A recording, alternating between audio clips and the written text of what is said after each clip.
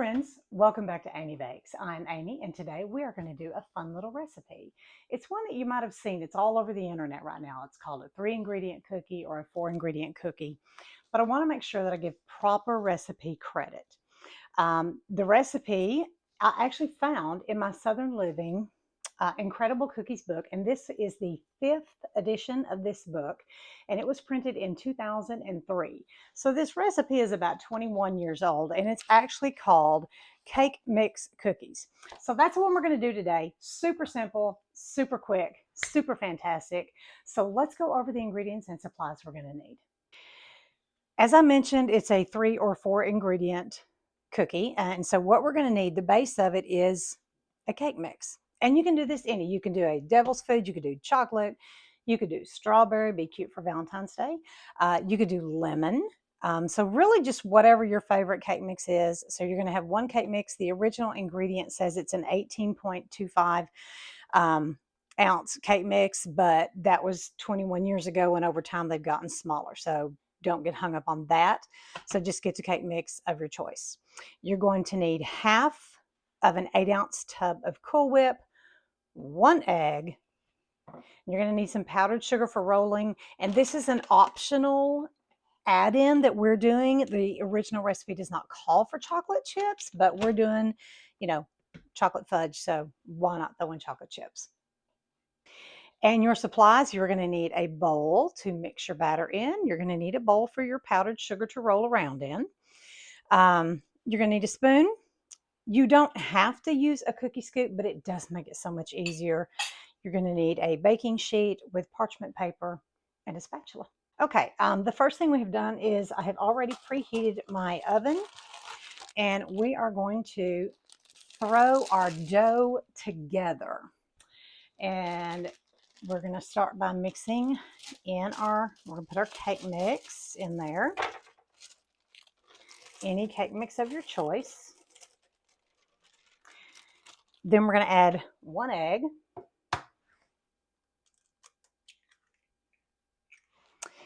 And you're going to add half the tub of this Cool Whip.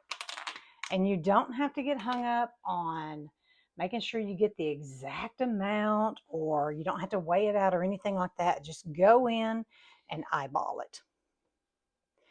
And on this original recipe, it does call for a cup of chopped pecans, and that's optional if you want to do that. You could certainly do that with the chocolate chips, or you could do it instead of chocolate chips. You don't have to do it. You don't even have to do the chocolate chips. Kind of a versatile. Okay, now we're just going to mix this up. Okay, so we're getting this mixed in, and we're just going to throw in chocolate chips. And this is another one, guys. You don't need to really sweat the small stuff. Okay, I'm just doing like a handful-ish of chocolate chips. That's it. If I had to guess, I would say about a cup. But again, this is not one you need to get hung up on measuring. So now we're just going to continue mixing this in until it is a super thick and sticky dough. Now, as you can see, this is really, really thick, really, really sticky and thick.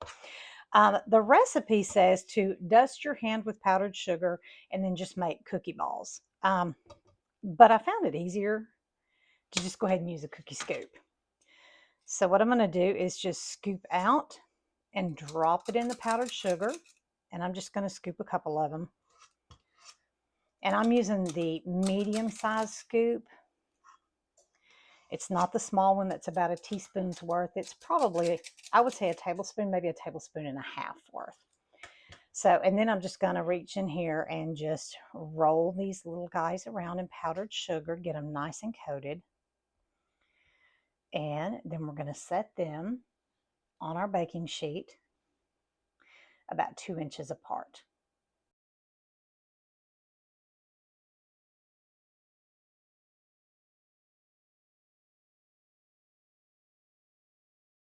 So we got 12 cookies on here, and I have enough to get about 6 more. So you're going to get about 18 cookies if you're doing them this size.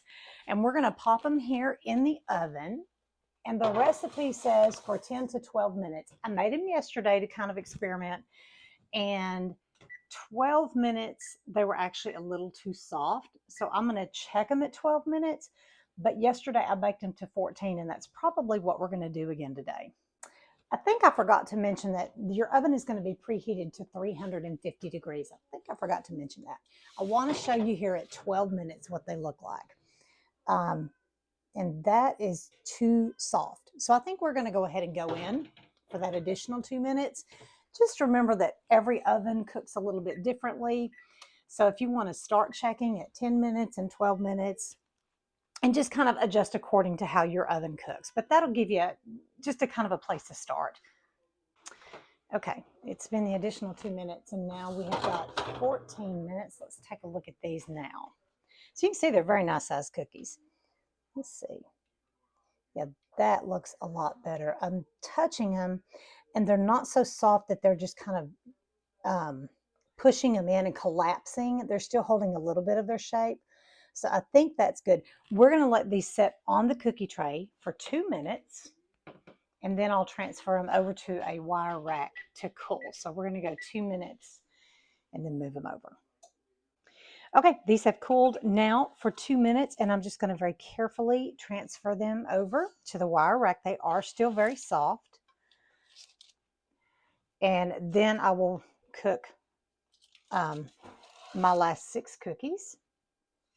But as you can see, these are absolutely nice size cookies.